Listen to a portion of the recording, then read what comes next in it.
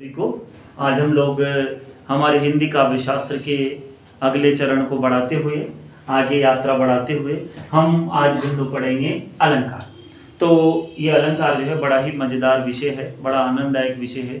कक्षा में जब पढ़ाया जाता है तो बच्चे इसको बड़े आनंद से पढ़ते हैं और आनंद के साथ कुछ सीख जाते हैं। बड़ा सीधा विषय है लेकिन थोड़ा सा इसको समझना आवश्यक है, क्योंकि कई बार अलंकार से संबंधित प्रश्न ऐसे भी आते हैं कि हम लोगों को वहाँ पर अलंकार जो है जो पंक्तियाँ मिलती हैं उन पंक्तियों में अलंकार बताने में समस्या आती है। तो हमें पहले उसकी जड़ समझेंगे कि अलंकार को कैसे समझे। कोई पंक्ति आती है तो उसमें कैसे पता चलेगा अलंकार कौन सा।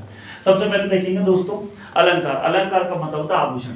इससे पहले मैं आपसे निवेदन करना चाहूँगा कि आपको यदि और इस तरह की वीडियो व्याकरण देखनी है या व्याकरण को समझना है तो आप मेरे YouTube चैनल को सब्सक्राइब कर सकते हैं। मेरी जो आप लोग मेरे इस नंबर पर फ़ोन लगा सकते हैं। कोई समस्या है या कोई ऐसे टॉपिक है जो आपको यहाँ समझ में नहीं आ रहा तो आप मुझसे व्यक्तिगत नंबर पर संपर्क कर सकते हैं और आप मेरे इंस्टाग्राम को भी चेक कर सकते हैं, उसमें भी वीडियो मिलेगी आपको। अलंकार आभूषण। आभूषण होता है, अलंकार का होता है आभूषण। आभूषण का मतलब होता है कि जिस तरह से कोई महिला है हम उसको आभूषण पहनाते तो उसकी सुंदरता में वृद्धि हो जाती है। इसी तरह से यदि अलंकार होगा कविता में तो उसकी सुंदरता और बढ़ जाएगी। कविता में अपने आप में विचित्रपन आएगा, कविता और सुंदर लगेगी।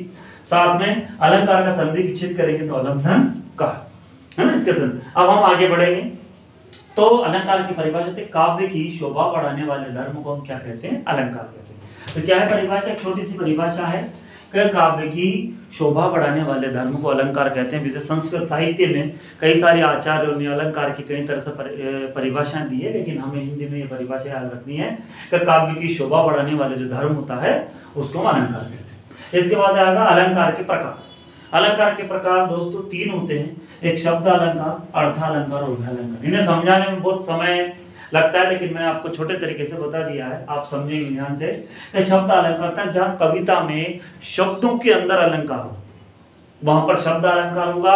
और जहाँ कविता में शब्दों की जगह उसके अर्थ के अंदर अलंकार हो वहां अर्थ अलंकार होगा। और जब कविता में शब्द और अर्थ दोनों के अंदर अलंकार होगा तो वहां पर उभय अलंकार होगा। समय के साथ साथ हम अलंकार यात्रा में समझेंगे कहाँ शब्द अलंकार होता है, कहाँ अर्थ अलंकार होता है। जैसे हम आगे के जो उदाहरण है उसमें देखेंगे तो ये बात हमारी स्पष्ट हो जाएगी। आगे देखते हैं। अब हम अलंकार को ज़्यादा समय न बिगाड़ते हुए हम लोग आगे अपने बिंदु पर चलते हैं और अलंकार पर चलते हैं, अनुप्रास अलंकार। अब मैंने आपको बताया था कि जब हम अलंकार पढ़ेंगे तो ये बात स्पष्ट हो जाएगी कहाँ शब्द अलंकार होता है, कहाँ अर्थ अलंकार होता है। तो मैंने आपको बताया शब्द के अंदर अलंकार होगा, अर्थात जैसे अनुप्रास अलंकार देखेंगे तो अनुप्रास अलंकार की परिभाषा है कि काव्य में जहाँ एक ही वर्ण की आवृत्ति, एक वर्ण, शब्द नहीं, वर्ण का मतलब होता है एक व्यंजन वर्ण की आवृत्ति होने पर वहां पर अनुप्रास अलंकार होता है। कई बार हम लोग इसमें कंफ्यूजन हो जाते हैं, हमें मतलब हम कभी कभी परेशान हो जाते हैं और हम लोग शब्द को भी पुनरावृत्ति करते हैं तो उसे अनुप्रास मान लेते हैं। तो वहां पर शब्द नहीं, शब्द का मतलब जैसे मान लो पंक्ति आई कि बार बार वर मांगा हूं, तो बार बार दो बार आ रहा है, आवृत्ति हो रही, लेकिन वह अनुप्रास नहीं है क्योंकि पूरा शब्द आ गया, केवल एक वर्ण आना चाहिए। जैसे हम उदाहरण देखते हैं तो चारु चंद्र की चंचल किरणें, जहां एक ही वर्ण की आती है, ठीक है ना, तो वहां पर इस तरह का। जैसे इसके अलावा दूसरा उदाहरण देखेंगे हम लोग। जैसे पहला उदाहरण, चारु चंद्र की चंचल किरणें खेल रही थी जलथल में, स्वच्छ चांदनी बिछी हुई थी अवनी और अंबर तल में। तो इस तरह की जब एक ही वर्ण की आवृत्ति हो रही थी यहाँ पर अनुप्रास अलंकार होता है ना। और इसी का दूसरा उदाहरण देखा मैंने, देखो यहाँ मोहनी मूरत सांवली सूरत नैना बने विशाल। तो मोहनी में क्या आवृत्ति हो रही है, से क्या आवृत्ति हो रही है। इसमें एक ही वर्ण की आवृत्ति जब बार बार होती है, जैसे हम एक गाना देखते हैं ना तू तू तू तू तू तारा, तो इस तरह के जो गाने होते हैं या ऐसे काव्य होते हैं जिनमें एक ही वर्ण की रिपीटिशन होती है, एक ही वर्ण जो है बार बार आवृत्ति होती है, वहां पर अनुप्रास अलंकार होता है।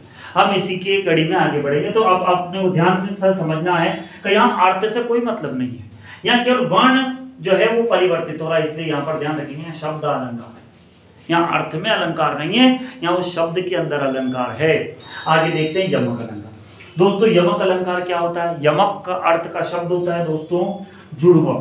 जैसे जुड़वा होता है, जैसे मान लो कोई दो भाई होते हैं जुड़वा, वो एक जैसे दिखते हैं, या कोई जुड़वा वस्तु होती है एक जैसी दिखती है लेकिन होती भिन्न भिन्न है। ऐसे इसमें क्या होता है, जब इसमें पूरे काव्य में जब हम कोई कविता पढ़ते हैं उसमें से एक ही शब्द कि एकाधिक बार आवृत्ति होती है, 1 से 2 बार 3 बार वो शब्द आता है, लेकिन उसका अर्थ भी भिन्न भिन्न होता है। और शब्द एक जैसा है, एक जैसा दिखेगा, लेकिन उसका अर्थ बदल जाएगा। तो काव्य में जब एक ही शब्द एकाधिक बार आए और उसका अर्थ भी भिन्न हो, है ना, भिन्न हो, तो उसका अर्थ भिन्न हो, वहां पर यमक अलंकार होता है। ठीक है, जैसे इसका उदाहरण हम यहाँ देखते हैं, कनक कनक 2 बार आया, कनक कनक, लेकिन दोनों बार इसका अर्थ अलग है। कनक कनक ते सोगुनी मादकता अधिकाय। हम देखते हैं पहले कनक का अर्थ स्वर्ण होता है, दूसरे का अर्थ धतुरा होता है। अर्थात इसका अर्थ है कि सोना जो धतुरे से भी कहीं चुना खतरनाक और जहरीला है। धतुरा जहरीला होता है, लेकिन सोना उससे भी कहीं अधिक जहरीला है। लेकिन उस कविता की सुंदरता को बढ़ाने के लिए, उस कविता में अपने आप में एक विचित्रपन देने के लिए इस तरह के अलंकारों का प्रयोग किया जाता है। तो कनक कनक ते सोगुनी मादकता अधिकाय, ई पाए बोराय नर ऊ खाए बोराय, इस तरह से ये दुआ है। तो हम देखते हैं यहाँ शब्द 2 बार आया और दोनों बार इसका अर्थ अलग है। इसके नीचे एक पिक्चर का गाना है, सोना कितना सोना है सोने जैसा तेरा मन। तो यहाँ पर एक ही शब्द जो है सोना फिर सोना फिर सोना, इस तरह से 3 बार आवृत्ति हुई है। लेकिन हर बार हम देखते हैं, ध्यान से जब इस गाने को देखते हैं तो पता चलता है कि इसमें तीनों ही शब्द आ तो रहे हैं, लेकिन बार बार आवृत्ति हो रही है। इससे कई सारे उदाहरण हैं, है ना। माला फेरत जब भया भया न मन का फेर, कर का मन का डारी दे मन का फिर, इस तरह से जब मन का शब्द आया, बार बार उस शब्द का उसका अर्थ बदल गया, तो इस तरह से वहां पर यमक अलंकार। देखो इसके बाद तीसरा उदाहरण है, एक बहुत प्रसिद्ध उदाहरण है, आपने सुना होगा कि सारंग ले सारंग चली सारंग पुग्यो आए, है ना। तो सारंग याना एक महिला जो, देखो सारंग शब्द 3 बार आया, तीनों बार उसका अर्थ अलग है। सारंग याना दीपक को लेकर के एक महिला जब चलती उजाला करने के लिए, तब पता चलता है कि सारंग आ चुका है, यानी सूरज निकल चुका है। इस तरह से हमें देखना है कि इसी तरह से हमारे अलंकारों की और हमारे काव्य शास्त्र की यात्रा आगे बढ़ती रहेगी। आपका धन्यवाद मिलता है। और भी आपको इससे संबंधित ज्ञान, आपको मान लो और भी संबंधित जानकारी चाहिए तो आप मुझे यहाँ फॉलो कर सकते हैं और यहाँ सब्सक्राइब कर सकते हैं। और यदि और कोई जानकारी चाहिए तो आप मुझे फ़ोन भी कर सकते हैं। आप सभी का धन्यवाद। आगे की और वीडियो में देखेंगे। धन्यवाद।